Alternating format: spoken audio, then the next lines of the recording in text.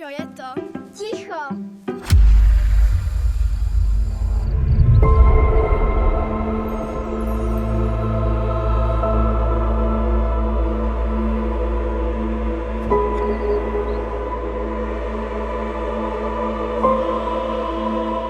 For over 3 decades, a quiet village in Slovakia held a secret.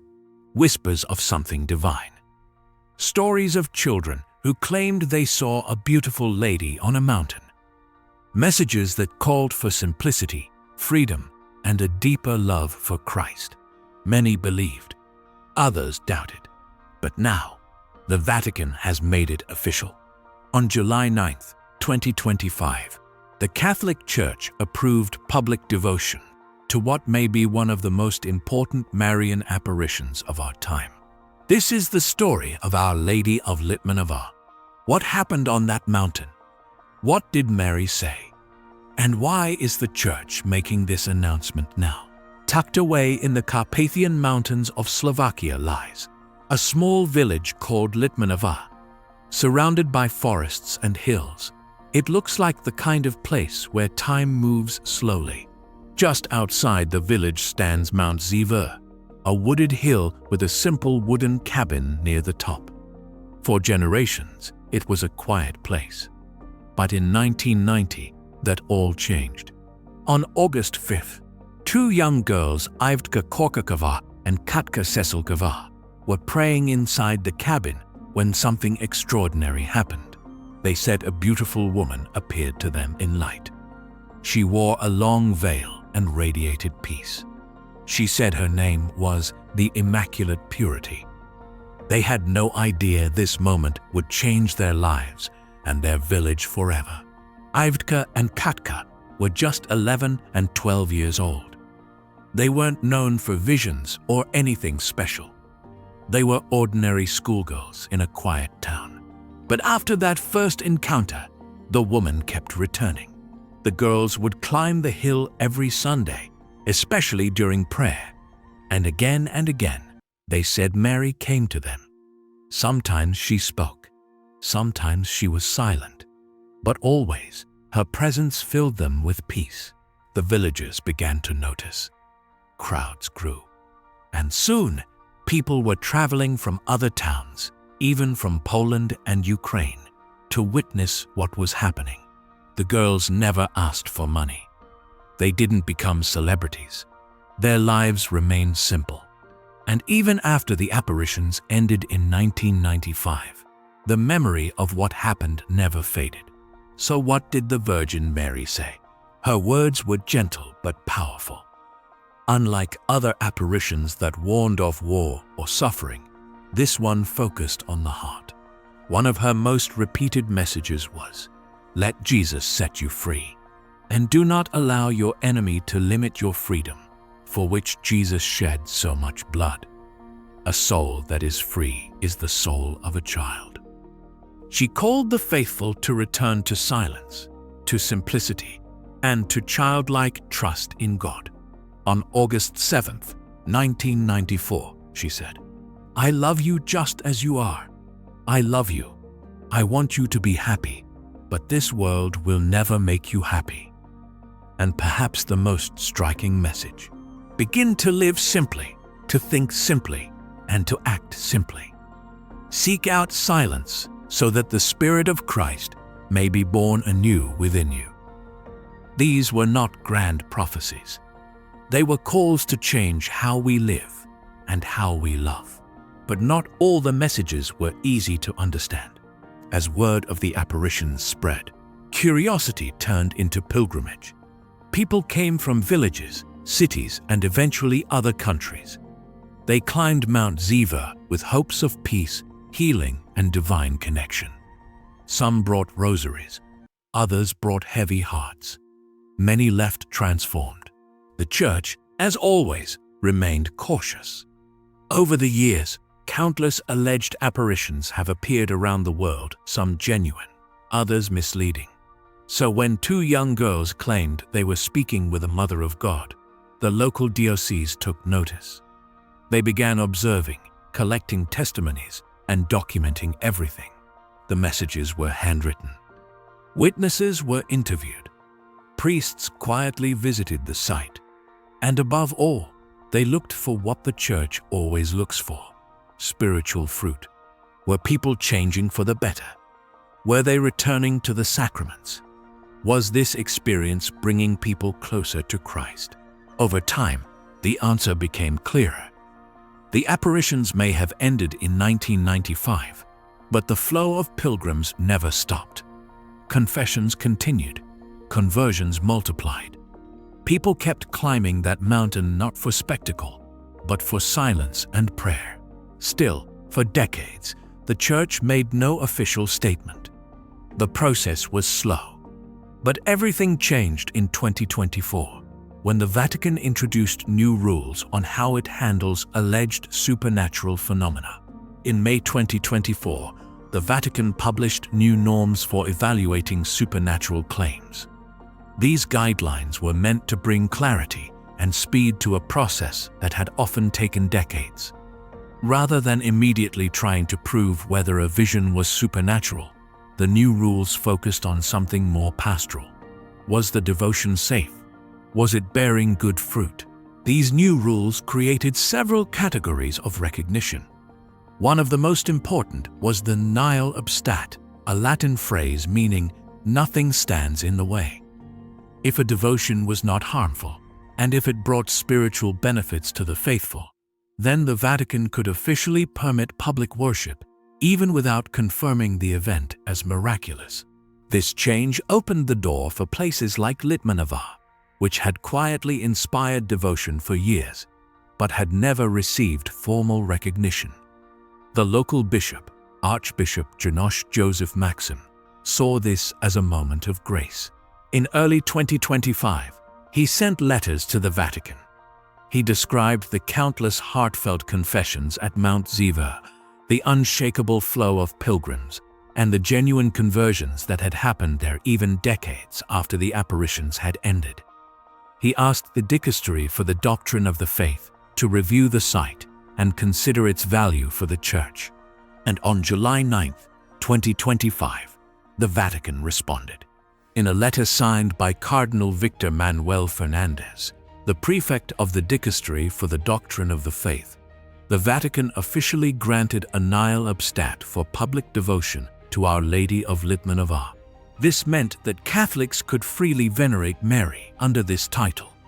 The shrine at Mount Zvir could be used for public masses, rosary processions, and spiritual retreats. Pilgrims could come with peace of mind, knowing that the Church supported their journey. But it's important to understand what this decision does and doesn't mean. The Vatican did not say that the apparitions were definitively supernatural. That's no longer the first priority. What they did say is this: the devotion is safe, the site is holy, and the spiritual fruits are real. The letter from Cardinal Fernandez even quoted some of the Virgin's messages, especially those that spoke about freedom, love, and simplicity. He recognized their power to lead people toward the gospel and toward a deeper relationship with Christ. He also acknowledged that some of the messages contained confusing or unclear ideas. One message spoke about sin being the cause of all illness. Another suggested a harsh judgment on entire groups of people. Because of these problematic statements, the Vatican asked that only selected messages be published, ones that are theologically sound and spiritually helpful. This careful balance showed the Church's wisdom. It did not rush to declare a miracle, but it also did not ignore the voices of the faithful. Instead, it listened, discerned, and gently opened the door for grace. Today, the girls who once saw the Virgin Mary on Mount Zvir are grown women. Their names Ivdka Korkukova and Katka Seselkova are known by many in Slovakia and among Marian devotees around the world. But they never sought the spotlight.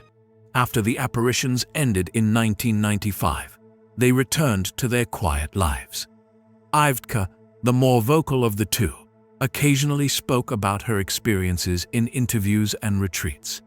But her tone was always humble.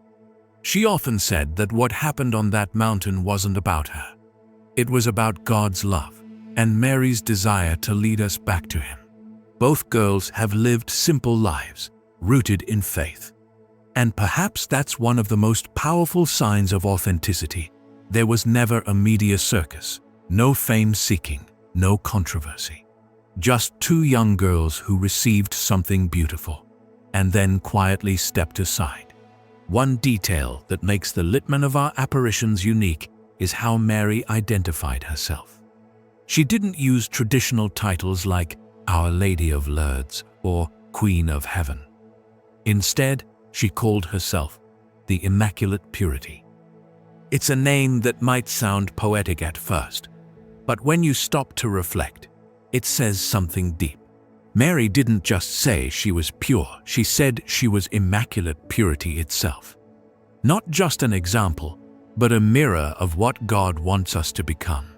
Pure in heart, free from sin, simple in spirit. Her messages repeated this theme often. Live simply, seek silence, let Jesus set you free. In a world filled with noise, distractions, and spiritual confusion, these words feel almost like a whisper from heaven. She didn't point to herself. She pointed to her Son. Always, it was about Jesus. Always, it was about inner freedom and the kind of purity that only grace can bring. You might be wondering, why does any of this matter now? Why would the Vatican take the time to approve devotion to a quiet mountain in Slovakia? Why would the Church, under a brand new Pope Leo XIV, make this one of its first official recognitions? The answer lies in the world we live in. In 2025, people are more connected than ever, yet more isolated. There's more information, but less wisdom. There's more talk about spirituality, but less silence to truly encounter God. And into this moment comes a message from the past. A message that says, I love you just as you are. Begin to live simply. Seek silence so that the Spirit of Christ may be born anew within you. This isn't about politics. It's not about drama. It's not even about proving a miracle. It's about reminding us that heaven still speaks and that Mary still walks beside us. The Church's approval doesn't mean we have to believe in the apparitions. That's not required of any Catholic, but it does mean that we can safely listen. We can visit the shrine. We can open our hearts, because in a time when many feel lost, Litmanová offers a way home. The Vatican's dicastery for the doctrine of the faith, under the leadership of Cardinal Victor Manuel Fernandez, officially granted a nihil obstat for public devotion to Our Lady of Litmanová. It means this: Catholics everywhere are now free to pray, gather, and build a deeper relationship with God through the messages and spirituality that came from this apparition. This is a moment of real significance, not just for Slovakia, but for the universal Church. It's not every day the Vatican approves a Marian devotion, and it's certainly rare to see one approved so soon after a pope's election. For Pope Leo XIV, this is one of the first major pastoral decisions of his pontificate, and it sets a tone of openness, discernment, and deep care for the spiritual hunger of the people. So what does this actually mean? Let's break it down. First, it's important to understand what a nihil obstat is. It doesn't mean the Church has officially declared that Mary 100% appeared on Mount Zvir. That's a different level of recognition called constat de supernaturalitate, meaning it is confirmed to be of supernatural origin. That has not happened here. Instead, what the Vatican said was, there is nothing that stands in the way of this devotion. It is safe. It is theologically sound when filtered carefully, and it has already brought about profound spiritual fruit. In simpler terms, people are becoming holier here. People are encountering God, and that matters more than proving a miracle. By giving this green light, the Vatican is saying, we recognize what's happening here. We support the faithful. Let grace continue. and for millions of Catholics around the world. That's more than enough. The path forward is already taking shape. Mount Zvir, the once quiet hillside outside Litmanová, will now become an officially recognized pilgrimage destination for the faithful. More liturgies, more retreats, more confessionals filled, more silence, more healing. Local churches will likely begin organizing official pilgrimages. The shrine may expand. Bishops from other countries will visit. And those who have felt a spiritual pull toward this devotion, but weren't sure if it was approved, now have their answer. But the beauty of Litmanová is that it doesn't need grandeur. It's not Fatima with giant basilicas. It's not Lourdes with long corridors of candles and fountains. It's a small wooden hut on a forested hill. And maybe that's exactly the point. This devotion doesn't call us to crowds, it calls us to quiet. It doesn't invite us to spectacle, it invites us to simplicity. That's the legacy Mary left there. And that's what the Church is now affirming. In the end, this isn't just a story about a mountain. It's not just about two girls or even a Vatican letter. It's about how heaven still speaks. It's about how the Church still listens. And it's about how God still reaches for His people, even in the quietest corners of the world. So whether you're in Slovakia or watching from thousands of miles away, the message of Our Lady of Litmanová is for you too. You are loved, you are free, and you are being called back to the heart of Christ. Let's answer that call together. Thank you for watching Messenger of God. Amen.